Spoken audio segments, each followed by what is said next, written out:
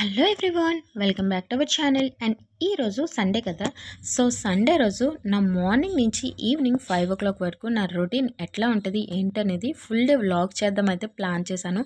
So vlog అయితే start చేసేసాను. ఇప్పుడు మార్నింగ్ 7 o'clock అవుతుంది. అండ్ నేను 6:30కే నిద్రలేచి చక్కగా ఫ్రెష్ అయిపోయాను. అండ్ నాకు మార్నింగ్ ఓ హ్యాబిట్ అయితే ఉందండి. టీవీ ఆన్ చేసి దేవుని సాంగ్స్ అయితే పెట్టేసుకొని వర్క్ స్టార్ట్ చేస్తాను. సో అట్లనే టీవీ అయితే ఆన్ చేసి పెట్టేసుకున్నాను. అండ్ నా వర్క్ అయితే స్టార్ట్ అయిపోయింది, చూస్తున్నారు కదా. సో ఇల్లంతా చక్కగా క్లీన్ చేసేసుకొని బయట బాల్కనీ కూడా నీట్గా క్లీన్ చేసేసుకొని వాటర్తో కడిగేసుకుంటానండి. నార్మల్ డేస్లో జస్ట్ మాప్ పెట్టేసుకుంటాను, ఎందుకంటే హస్బెండ్కి లంచ్ బాక్స్ అది ప్రిపేర్ చేసి పెట్టాలి కదా. సో టైం ఉండదు, అందుకని చెప్పి నీట్గా ఓన్లీ మాప్ పెట్టేసుకుంటా. బట్ సండే మాత్రం ఫుల్గా వాటర్తో కడిగేసుకుంటాను, ఎందుకంటే పాప ఊరికే బాల్కనీలో ఆడుతూ ఉంటుంది కదా. సో ఈ డస్ట్ వీటి వల్ల అలర్జీస్ ఇన్ఫెక్షన్స్ అవి రాకుండా ఉంటాయి. సో ఎంత క్లీన్ చేసుకుంటే అంత మంచిది. అండ్ క్లీన్ చేసేసుకున్న తర్వాత చక్కగా ముగ్గు అయితే పెట్టేసుకుంటా. ఈరోజే కాదు, రోజు పెట్టేసుకుంటాను. నార్మల్ డేస్లో అయితే ఈ చిట్టి తల్లి నిద్రలేస్తుంది ఈ టైంకే.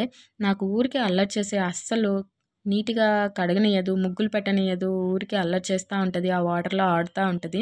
సో ఈరోజు మాత్రం ఇంకా నిద్రపోతూనే ఉంది. సో నా పని అయితే తొందరగా అయిపోయిందండి. సో మంచిగా ముగ్గులు పెట్టుకున్న తర్వాత దేవునికి దీపం అయితే పెట్టేసుకోవడానికి ముందు రోజు ఉన్న వాటర్ అయితే మొక్కలకి పోసేసాను. అండ్ చక్కగా దీపం పెట్టేసుకున్నాను. అండ్ హారతి కూడా ఇచ్చాను, మీరు కూడా తీసుకోండి. అండ్ దాని తర్వాత మార్నింగే మేము మంచి ఎనర్జీ డ్రింక్ అయితే తీసేసుకుంటాము. మా హస్బెండ్ కోసం మెంతి పౌడర్తో వాటర్ అయితే ఇస్తాను. అండ్ నేను జీరా వాటర్ అయితే తీసేసుకుంటాను. సో చక్కగా వాటర్ అయితే తాగేసాము. అండ్ పాప అయితే నిద్ర లేచింది. సో దానికోసం ఉగ్గు అయితే ప్రిపేర్ చేశాను. ఆల్రెడీ ఉగ్గు ఎట్లా చేయాలి ఏంటనేది వీడియో అయితే పోస్ట్ చేశాను. సో మీరు అది చూడొచ్చు, మన ఛానల్లో ఉంటుంది. ఇంకా మా కోసం కూడా చాయ్ పెట్టేసుకుంటున్నాను. నార్మల్గా అందరూ ఇష్టపడతారు కదా చాక్లెట్ పౌడర్తో కానీ లేదంటే ఆల్కహాల్ పౌడర్తో కానీ చాయ్ పెట్టుకోవడం. బట్ మావాడు మాత్రం ప్లెయిన్ పౌడర్లో చక్కగా అల్లం దంచి వెయ్యి లేదంటే మిరియాల పొడి వెయ్యి అంటాడు, కానీ చాక్లెట్ పౌడర్ వెయ్యి, యాలకుల పొడి వెయ్యి, అది నాకు ఇష్టం అని చెప్పడు. ఇన్ కేస్ చాక్లెట్ పొడితో నాకు ఇష్టం కదా అని చెప్పి చేసి ఇచ్చిన, ఇది చాక్లెట్ తినేలా ఉంది కానీ చాయ్ తాగినట్లు ఉందా అంటాడు. సో అందుకని చెప్పి ప్లెయిన్గానే చేసుకుంటాం. సో చాయ్ కూడా కంప్లీట్ అయిపోయింది. అండ్ నా చిట్టి తల్లి అయితే లేచింది. చక్కగా ఫేస్ అయితే క్లీన్ చేసేసి తినిపించేస్తున్నాను. చూడండి, చక్కగా తింటుంది. యాక్చువల్లీ తినేటప్పుడు మాత్రం చాలా శ్రద్ధగా నీట్గా బుద్ధిగా కూర్చొని తింటుంది. తనకు ఆకలి తీరిపోతే మాత్రం అస్సలు టచ్ చేయనియదు. మూత ఎట్లా పెడుతుంది అంటే ఒకసారి చూడండి మీరే, ఏడ్చేస్తుంది అసలు, నాకు వద్దే బాబు, నువ్వు ఎందుకు ఇట్లా నన్ను అల్లరి చేస్తున్నావు, ఆగమాగం చేస్తున్నావు అని చెప్పి. సో చక్కగా తినేసింది కదా, ఇంకెందుకు దాన్ని అల్లరి చేయడం అని చెప్పి వాటర్ అయితే ఇచ్చిన. చక్కగా వాటర్ అయితే తాగేసింది. సో చక్కగా ఆడేసుకుంటుంది వాళ్ళ డాడీతో. ఇంకా నాకైతే పాపతో ఇబ్బంది ఉండదు, చక్కగా ఆడుకుంటుంది. ఇప్పుడు నేనైతే మంచిగా వర్క్ చేసేసుకోవచ్చు. సో బ్రేక్ఫాస్ట్ కోసం అయితే మినపగారెలు అయితే ప్రిపేర్ చేస్తున్నాను. సో దానికోసం ఆనియన్స్, మిర్చి అండ్ కరివేపాకు అయితే మంచిగా కట్ చేసి పెట్టేసుకున్నాను. ముందు రోజే పప్పు నానబెట్టి పెట్టేసుకున్నా. అండ్ పప్పుని చక్కగా మిక్సీ కూడా పట్టేశానండి. సో ఆనియన్స్ అనేవి ఎంత చిన్నగా కట్ చేసేసుకుంటే అంత బాగుంటుంది. అండ్ గారెలు మంచిగా చప్పిగా ఆయిల్ పీల్చకుండా ఎట్లా చేయాలి ఏంటనేది మీకు వీడియో కావాలనుకుంటే నాకు తప్పకుండా కామెంట్ చేయండి. ఫుల్ వీడియో అయితే చేసి నేను అప్లోడ్ చేస్తాను.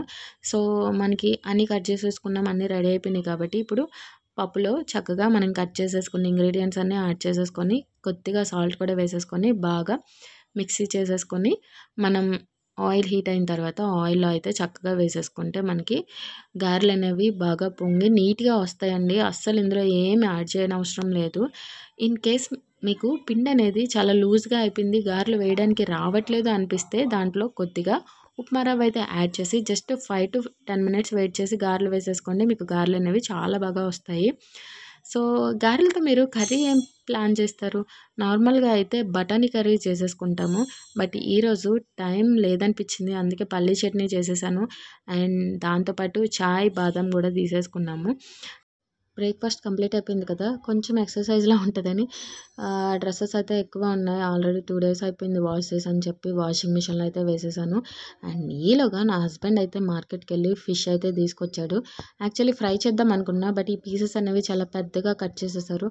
సో అందుకని నాకు చాలా కోపం వచ్చింది. సో నేనైతే ఇంకా ఫ్రై చేయను, పులుసు పెట్టేస్తానని చెప్పి పులుసు కోసం అయితే ప్రిపేర్ చేస్తున్నా. బట్ ఫస్ట్ అయితే మంచిగా వాష్ చేయాలి కాబట్టి కొద్దిగా పసుపు అండ్ సాల్ట్ వేసేసుకొని నీట్‌గా కడిగేసుకుంటున్నాను. సో, చూడండి మనం ఎంత నీట్‌గా కడిగితే అంత బావుంటాయి అండ్ స్మెల్ అయితే రాకుండా ఉంటాయి. అండ్ చేపలు ఫ్రెష్‌గా ఉన్నాయా లేదా అని మీరెట్లా టెస్ట్ చేస్తారు? నార్మల్‌గా అయితే చేప హెడ్ ఉంటది కదా! సో, హెడ్ దగ్గర ఉన్న రెక్కల్ని పైకి లేపితే అయి బాగా రెడ్‌గా ఉంటే ఫ్రెష్‌గా ఉన్నట్టండి. లేదు అది కలర్ షేడ్ అయ్యి కాస్త బ్రౌన్ కలర్‌లో వచ్చిందంటే అది ఎప్పటిదో అని మీరు గెస్ చేయాలి. సో, ఇదొక మంచి టిప్. ఇప్పుడైతే పులుసు కోసం చక్కగా నేనైతే పాన్ పెట్టేసుకున్న. పాన్‌లోనికి మిర్చి అండ్ కరివేపాకు వేసేసుకున్నాను ఆల్రెడీ.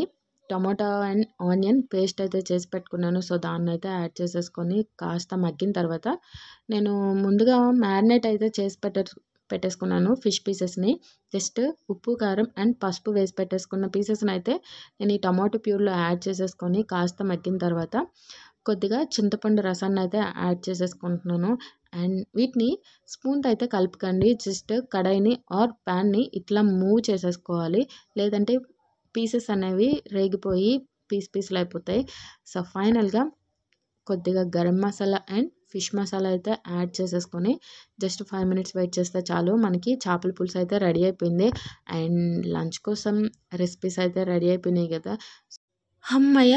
అనుకునేసరికే చూడండి సింక్‌లో అయితే ఎన్ని గిన్నెలైతే చేరినాయో.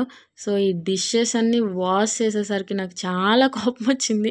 ఇప్పుడే కదా కుక్ చేశాను. అస్సలు రెస్ట్ తీసుకునే టైమే ఉండదురా బాబు అనిపించేసింది. సో, డిషెస్ అన్నీ వాష్ చేసేసరికి ఒక హాఫ్ అన్ అవర్ పట్టింది. ఈలోగా డాడీ కూతుర్లు చూడండి ఏం చేస్తున్నారో. అస్సలు నాకు ఎంత కోపమొచ్చిందంటే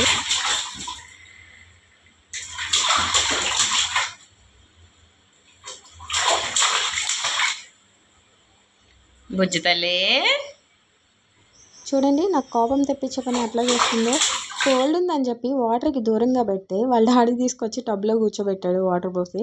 సో, చక్కగా వాటర్‌లో అయితే ఆడుకుంటుంది. ఈమెకి నార్మల్‌గానే వాటర్ అంటే పిచ్చి. 24/7 వాటర్‌లో ఉండమన్నా ఉంటది. బట్ అదే వాటర్ నుంచి బయటికి తీసుకొచ్చి చూడండి ఎట్లా ఉంటదో చూపిస్తాను చూడండి. బయటికి తీసుకురాంగానే స్టార్ట్ చేసింది.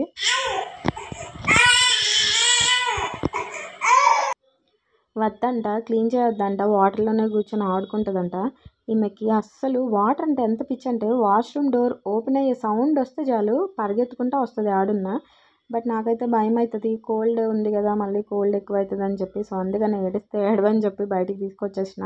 అండ్ మంచిగా క్లీన్ చేసేసి లోషన్స్ అన్నీ పూసేసిన. అండ్ చిన్న షాపింగ్ అయితే ప్లాన్ ఉంది. సో, అందుకని చెప్పి పాపనైతే రెడీ చేసేస్తున్నాను. అండ్ నార్మల్‌గా అయితే అస్సలు బొట్టు, కాటుకి ఏం పెట్టుకోదు. చాలా అల్లరి చేస్తది. బట్ వాళ్ళ డాడీ ఉన్నారని అనుకుంటా నీట్‌గా పెట్టిచ్చేసేసుకుంది. అండ్ చూస్తున్నారు కదా ఎంత అల్లరి చేస్తుందో. నార్మల్ డేస్‌లో మార్నింగ్ నుంచి ఈవినింగ్ వరకు ఆడుతూనే ఉంటది. అల్లరి చేస్తూనే ఉంటది. అస్సలు నిద్రపోదు. ఈవినింగ్ 5:00, 6:00కి చక్కగా నిద్రపోతది. వాళ్ళ డాడీ అంటాడు, "అల్లరి చేయట్లేదు కదా! నువ్వేమో అల్లరి చేస్తుందంటావు" అని చెప్పి అంటాడు. సో, మీన్‌వైల్ అక్కడ బుక్ అయ్యేది నేనండి. సో, వాషింగ్ మిషన్‌లో బట్టలు కూడా వాష్ అయిపోయినాయి. చక్కగా తీసి ఆరపెట్టేసాను. అండ్ లంచ్ టైమ్ అయితే అయ్యింది. లంచ్ టైమ్ అంటే 12 అయింది అనుకున్నారు. 2:30 అయితుంది. సో, చక్కగా లంచ్ అయితే చేసేసాము. అండ్ షాపింగ్ అని చెప్పినా కదా! ఆల్రెడీ 4:30 అయితుంది. సో, మేము కూడా రెడీ అయిపోయినాం. అంతే అండి. వ్లాగ్ అయితే కంప్లీట్ చేస్తున్నా. నెక్స్ట్ వ్లాగ్‌తో మీ ముందుకైతే వచ్చేస్తాను. Thank you for watching and please do like, share and subscribe.